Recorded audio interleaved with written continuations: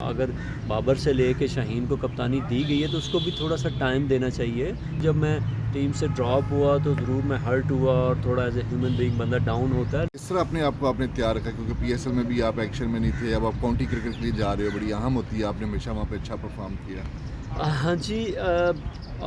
जब भी मैंने आप बात की कि जब गैप आ जाता तो चीज़ों को अपने रिदम को मेंटेन रखना बहुत मुश्किल होता है। लेकिन ये है कि एज़ ए प्रोफेशनल आपको चीज़ों को देखना पड़ता है कि मेरे में जो कितनी क्रिकेट मैंने खेली, अब मेरी बॉडी को कितना रेस्ट चाहिए, अब मैंने कौन सी ट्रेनिंग करनी है, मैंने कौन सी प्रैक्टिस करनी। तो एज़ ए प्रोफेशनल आपको काम करते रहना चाहिए और मैं कर रहा हूँ अल्हम्दुलिल्लाह।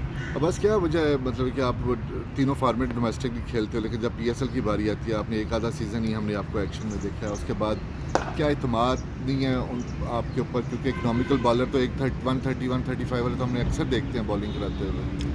हाँ, सुहेल भाई, जैसे कि लोग भी मुझसे पूछते हैं और मैं फिर थोड़ा सा मुस्कुरा के जवाब देता हूँ इसका कि मैं पहला साल पीएसएल खेला नहीं था, टीम के साथ था और ऑब्ज़र्व की चीज़ें सारा कुछ। और डोमेस्टिक टी20 मैं खेलता हूँ और जितनी भी क्रिकेट मुझे मिलती है। और उसके बाद मैं सेकंड ईयर जब मैं खेला था तो 3 मैचेस में मेरे 2 मैन ऑफ द मैच हैं, 2 ट्रॉफी मेरे पास पड़ी हुई हैं। और उसके बाद फिर ये तो टीम्स मैनेजमेंट्स के ऊपर है कि वो क्या करते हैं, ये तो चीज़ें मेरे हाथ में नहीं हैं। लेकिन बिल्कुल मेरी वाइट बॉल क्रिकेट में अभी भी मेरी वनडे में देखी जाए तो अंडर 5 मेरी इकॉनमी है, टी20 की 8 पॉइंट कुछ है।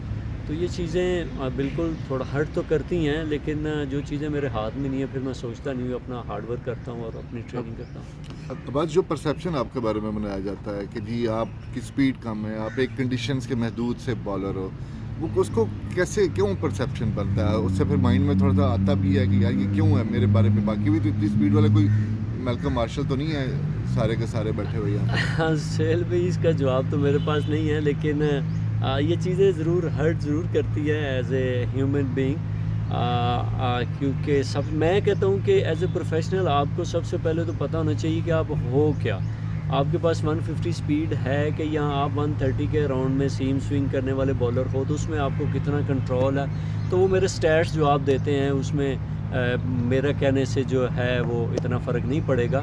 और उसके बाद आई थिंक ये क्वेश्चन जब आप जो लोग बातें करते हैं या एज ए सिलेक्शन और या टीम मैनेजमेंट के, तो वो बेहतर बता सकते हैं। अब आज अभी आपने थोड़ा जिक्र भी हो रहा था कि आपके जो स्टैट्स बता रहे थे कि आप नंबर 2 पे हो, नंबर 1 पे हो, वो थोड़ा सा हमें आप थोड़ा सा बताइएगा। जी शेल्बी, मेरे स्टैट्स अल्हम्दुलिल्लाह जब मैं आपको देखता हूँ, वैसे तो जब मैं टीम से ड्रॉप हुआ तो ज़रूर मैं हर्ट हुआ और थोड़ा एज ए ह्यूमन बीइंग बंदा डाउन होता है। लेकिन मैंने एक दिन मैंने पूरी दुनिया के जितने भी ग्रेट बॉलर्स हैं उनके स्टैट्स चेक किए और उसके बाद मैंने अपने स्टैट्स चेक किए, तो मैंने अल्लाह का शुक्र अदा किया कि एक नाशुक्री अच्छी बात नहीं है। तो पाकिस्तान की जो टेस्ट क्रिकेट की हिस्ट्री है उसमें मैं नंबर 2 पे हूँ as a average wise, as a test fast bowler.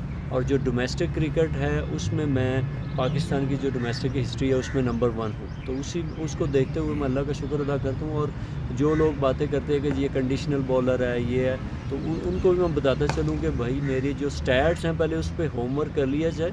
जो मेरी टेस्ट क्रिकेट की जो परफॉर्मेंसेज है, जो मेरी बेस्ट परफॉर्मेंसेज है वो मेरी दुबई में है, और जो मेरी डोमेस्टिक की बेस्ट परफॉर्मेंसेज है वो मेरी कराची में हैं। तो उसमें मैं अल्लाह का शुक्र अदा करता हूँ और मैं यही बोलूँगा कि उस पे पहले होमवर्क कर लिया जाए तो फिर बात की जाए तो ज़्यादा बेहतर है। अब्बास, पेस के ऊपर पाकिस्तान में ज़्यादा तवज्जो दी जाती है कि जिस बॉलर की पेस है उसको ज़्यादा सिलेक्शन के चांसेस मिलते हैं। तो आप समझते हैं कि फ़ास्ट बॉलर के लिए पेस ज़्यादा ज़रूरी है कि कंट्रोल ज़रूरी है? आई थिंक कम्बिनेशन होता है। एज ए टेस्ट क्रिकेट या कोई वाइट बॉल क्रिकेट आप दुनिया में देखेंगे सारे जो है ना ये 150 पे नहीं कर रहे होते, सारे 130 पे नहीं कर रहे होते। तो एक कम्बिनेशन बनता है। सबसे पहले तो आपको अपना पता होना चाहिए कि मैं हूँ क्या, मेरे पास स्पीड है या मेरे पास स्विंग सीम है। तो उसको देखते हुए जो है ना बॉलिंग करनी चाहिए। आई थिंक दोनों चीज़ें इंपॉर्टेंट हैं, लेकिन हर बंदा डिफरेंट होता है। हर बंदा सेम स्विंग नहीं कर सकता, हर बंदा 150 पे बॉल नहीं कर सकता। अब जो टेस्ट क्रिकेट काफ़ी अर्से के बाद होती है और आप खेल भी नहीं पाते हो, और आप अगर टेस्ट के ही बॉलर माने जाओ तो टेस्ट पहले ही पाकिस्तान को कम मिलती है। अब बिल्कुल ये चीज़ें हर्ट करती हैं। और लेकिन एज ए ह्यूमन बीइंग अल्लाह ताला ने हर बंदे का रिज़्क लिखा हुआ है और उसमें मेरे सामने मुझे जो मिलता है वो मेरे काउंटी क्रिकेट है, वो मैं खेलता हूँ। उसके बाद आके डोमेस्टिक क्रिकेट मिलती है तो वो मैं खेलता हूँ, तो उसमें मैं अपना बेस्ट देने की कोशिश करता हूँ। अब्बास के ऊपर टेस्ट क्रिकेटर्स का टैग क्यों लगा? हालांकि आपने खुद भी कहा हुआ कि आप हर तरह के फॉर्मेट खेलने के लिए तैयार हैं, लेकिन ये टैग कहाँ से और कैसे लगा?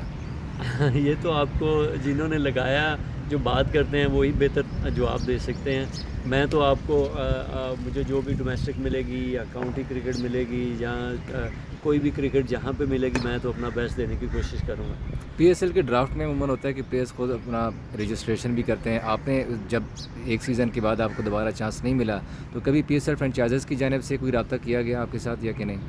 नहीं, इतना को ख़ास उसके बाद जब मैं खेलने के बाद कोई रब्ता नहीं हुआ, लेकिन जो रजिस्ट्रेशन होती है उसमें मेरा नाम ज़रूर होता है। अच्छा, अभी जो काउंटी है, कितना आपके समझते हो कि एक प्लेयर के लिए बहुत जो लॉन्गर वर्जन है वो खेलेंगे आप, तो वो आपके लिए पिछले 3 सीज़न की तरह काफ़ी हेल्पफुल होएगी यही बोली? जी शेल्बी, काउंटी क्रिकेट बहुत इम्पोर्टेंट क्रिकेट है।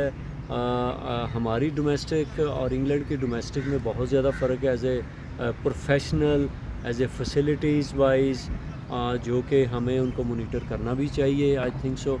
लेकिन मैं ये बात करता चलूँगा, चाहे वो काउंटी क्रिकेट इंग्लैंड में है, चाहे वो 4 डे क्रिकेट पाकिस्तान में है, जिसने टेस्ट क्रिकेट खेलनी है उसको खेलनी चाहिए, और कम से कम 3-4 सीज़न खेलने चाहिए, ताकि आपकी बॉडी लंबी बॉलिंग करने की आदी हो, यूज़ टू हो आपके मसल्स, और फिर आपको मुश्किलात नहीं होंगी टेस्ट क्रिकेट में। आखिर में पूछना चाहूँगा, आप इतने फर्स्ट क्लास मैचेस खेलने के बाद जाके आपको कहीं टेस्ट में जगह मिली टेस्ट, लेकिन यहाँ पे जो बॉलर हैं उनको पहले इंटरनेशनल खेलते हैं, फिर जब वो अनफिट हो जाते हैं तो उनको कहा जाता है कि जाओ भाई जाके लॉन्गर वर्जन खेलो, वो बहुत ज़रूरी है उसके लिए। तो ये क्या पैमाना होना चाहिए? ऑस्ट्रेलिया भी 8-10 फर्स्ट क्लास मैचों से पहले किसी को सोचता नहीं है, हमारे यहाँ खिलाते हैं, पहले दूसरे मैच में अनफिट हो जाता है। शेल भी मिनिमम 3 से 4 सीज़न खिलाने चाहिए फास्ट बॉलर्स को स्पेशली, और ताकि वो हर कंडीशन में यूटिलाइज़ हो, हर कंडीशन में यूज़ टू हो, और उसको पता चल जाए कि मैंने नए बॉल के साथ कैसे बॉलिंग करनी है, सेमी न्यू बॉल के साथ कैसे बॉलिंग करनी है, और उसके बाद फिर पुराने बॉल के साथ मैंने कैसे करनी है, मैंने पंजाब में कैसे बॉलिंग करनी है, मैंने सिंध में कराची में कैसे बॉलिंग करनी है, ग्रीन पिचेस पे कैसे करनी है, फ्लैट पिचेस पे। तो इसके लिए 3-4 सीज़न कम से कम हमारे जो बॉलर्स हैं टेस्ट क्रिकेट के लिए रेडी करने के लिए 30 से 40 मैचेस कम से कम खेलने चाहिए, चाहे वो पाकिस्तान में है, चाहे वो इंग्लैंड में काउंटी क्रिकेट है। तो आई थिंक कि जितने ज़्यादा हम बॉलिंग करेंगे, जितने ज़्यादा डोमेस्टिक क्रिकेट को हम रिस्पेक्ट देंगे, उतनी फिर हमें फ़ायदा होगा टेस्ट क्रिकेट में। अब्बास भाई, भी शाहीन के ऊपर काफ़ी तनकीद की जा रही है कि उनकी पेस काफ़ी कम हो चुकी हुई है, तो आप as a fast bowler Shaheen को क्या मशवरा देंगे? क्योंकि पाकिस्तान का वाइड बॉल क्रिकेट बहुत ज़्यादा आ रही है। I think as a cricketer आपके ऊपर जो टाइम है ऊपर नीचे होता है, किसी टाइम आपको फिटनेस की होती है, किसी टाइम फटीग में बॉडी जाती है, तो थोड़ा सा रेस्ट चाहिए होता है क्रिकेट से, और अगर कोई निगल्स हैं तो उसके लिए आपको स्ट्रेंथ ट्रेनिंग करनी होती है। तो ये छोटी मोटी चीज़ें आती रहती हैं, और जिसको जो है ना आप रेस्ट करके और अच्छी ट्रेनिंग करके अपने आप को सोच समझ के आप उससे निकल सकते हैं। क्या समझते हैं कि शाहीन को कप्तानी अभी बरकरार रखनी चाहिए अगर उसका करियर, क्योंकि कुछ लोग कह रहे हैं कि अगर उसने बॉलिंग ही करनी है कंटिन्यू आगे, तो कप्तानी छोड़ देनी चाहिए? आई थिंक मेरे ख़्याल से तो अभी उसने इतनी लंबी कप्तानी की नहीं है। आई थिंक सिर्फ एक आध सीरीज़ में कप्तानी की है, तो मेरे ख़्याल से कि उसको और ज़्यादा टाइम देना चाहिए। अगर बाबर से ले के शाहीन को कप्तानी दी गई है तो उसको भी थोड़ा सा टाइम देना चाहिए, 2-4-5 सीरीज़ खेलें और फिर देखें कि कौन सा बेहतर है बंदा, पाकिस्तान के लिए कौन बेहतर है, तो उसको कंटिन्यू करना चाहिए। थैंक यू अब्बास भाई। Thank you.